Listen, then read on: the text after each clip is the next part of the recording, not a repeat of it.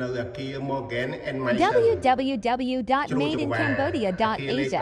www.ecoapp.asia.www.acare.asia 9ចដើរយន្តមកតាមនេះដើរមកលេខ unit លេខ 5 ជាជាន់ទី 9 unit លេខ 5 ហើយចូលមកត្រូវ scan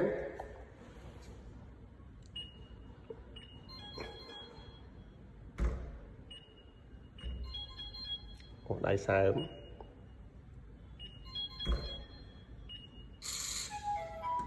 តាចូលមក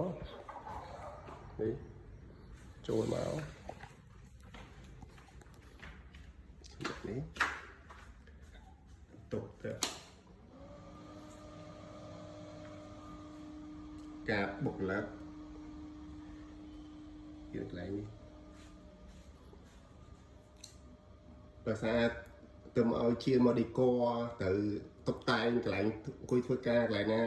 កន្លែង CEO អង្គុយកន្លែងណាកន្លែងបុគ្គលិកសែនអង្គុយកន្លែងណាបុគ្គលិកគណនេយ្យអីណាគឺគេពងតែគូសប្លង់គូសហើយឯងគ្រាន់តែពងតែនេះហើយកន្លែងនេះបច្ចុប្បន្ននេះគឺខ្ញុំមកអង្គុយធ្វើការ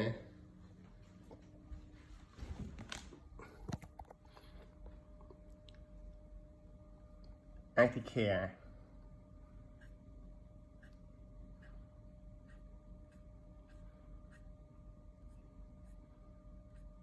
ហើយខ្ញុំក៏កំពុងអាប់ដេត CD e-commerce made in Cambodia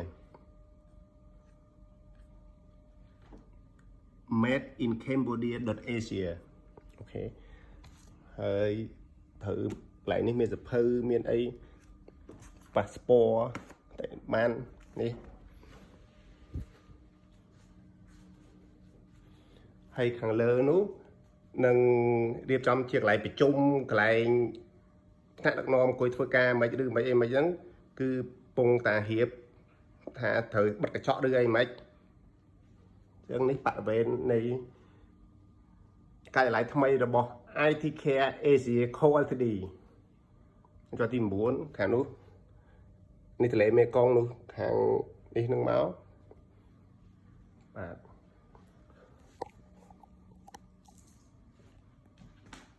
នេះ